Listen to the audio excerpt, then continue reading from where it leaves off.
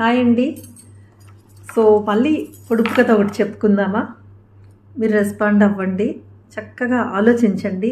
చిన్న చిన్నవే కదా నేను అడుగుతున్నవి. సో ఆ రకంగా మనం కనెక్ట్ అవ్వచ్చు. నేను ఎలాగా ఆన్సర్ చెప్తున్నాను, మీరు చెప్పినవి కూడా కరెక్ట్ అవుతున్నాయి. సో ట్రై చేద్దాం. ఇంకొకటి, నాలో సముద్రాలు ఉంటాయి, నీళ్ళుండవు. దేశాలు ఉంటాయి, మనుషులు ఉండరు.